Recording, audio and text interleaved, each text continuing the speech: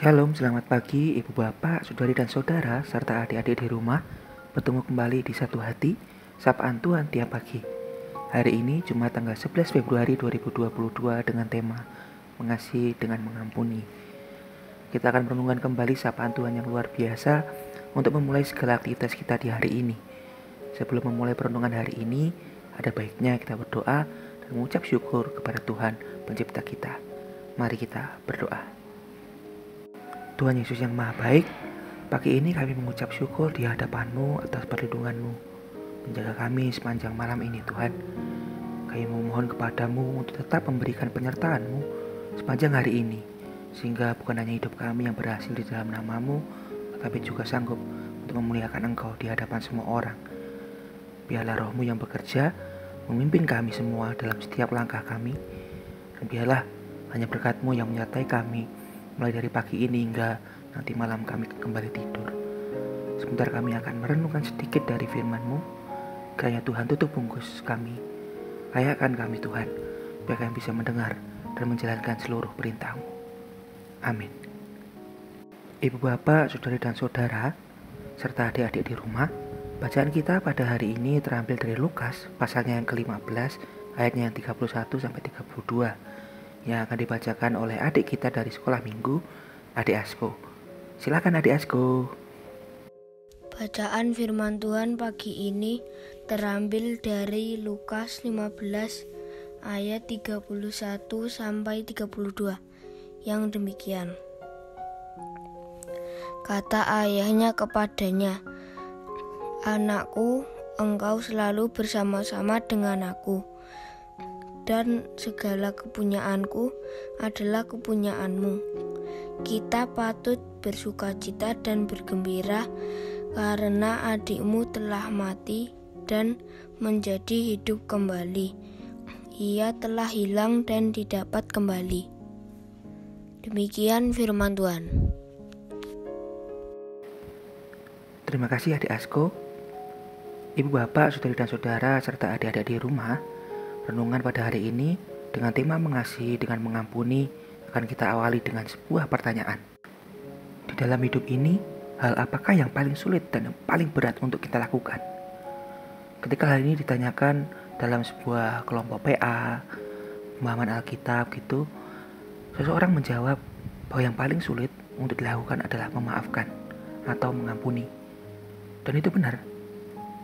Jika begitu, betapa besar kasih seorang bapa kepada anaknya yang pergi, namun yang telah kembali, dalam perumpamaan tentang anak yang hilang itu. Sekalipun sang anak telah menghabiskan uang warisannya, tetap saja ia diterima dengan penuh sukacita. Dan bahkan, sang bapa menyambutnya dengan sebuah pesta yang meriah. Jelas ini tindakan yang sulit dimengerti. Mungkin untuk kita orang-orang yang secara awam juga pasti bingung.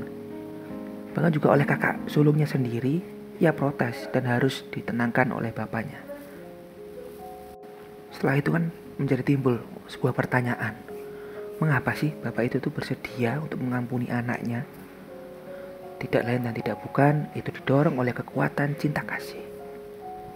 Janganlah kita menggampangkan tindakan bapak itu dengan berkata, tentu saja bapak itu mau memaafkan. Karena kan yang melakukan kesalahan itu ya anaknya sendiri. Tapi bagaimanapun juga tidak mudah untuk seorang ayah memaafkan dengan cepat kesalahan anaknya. Bahkan sebelum sang anak mengucapkan permintaan maafnya. Hanya kasih yang sanggup melakukan hal itu.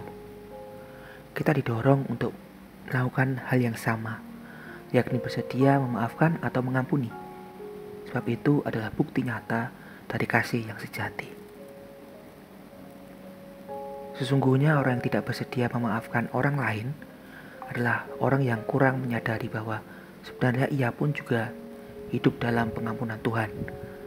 Mereka yang menghayati pengampunan Tuhan dalam hidupnya akan termotivasi untuk mengampuni sesamanya.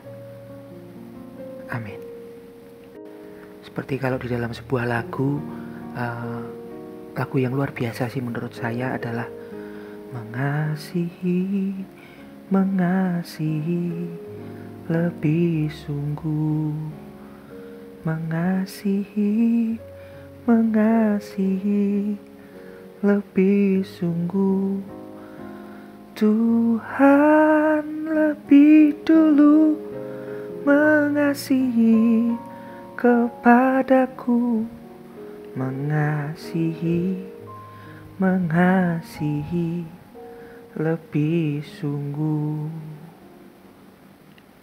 Demikian Bapak Ibu, Saudara dan adik-adik di rumah, betapa pentingnya kita untuk mengasihi orang lain. Kita dituntut untuk sama seperti Tuhan, kita dituntut untuk sama seperti Bapa yang mengasihi anaknya yang luar biasa ini.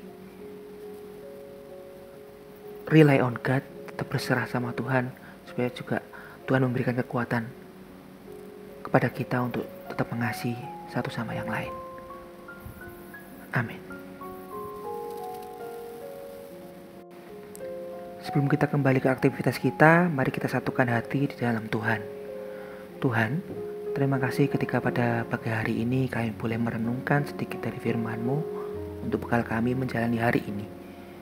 Kiranya Tuhan mampukan kami untuk jadi garam dan terang ketika kami berkehidupan di lingkungan kami, baik kami yang bekerja, sekolah, dan apapun yang kami lakukan pada hari ini.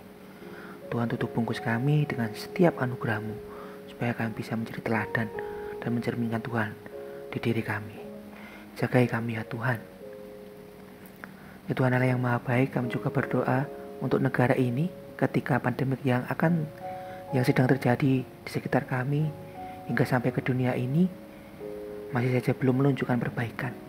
Masih banyak saudara-saudara kami dan mungkin bahkan kami sendiri menderita. Kiranya Tuhan mampukan kami untuk bisa melalui ini semua.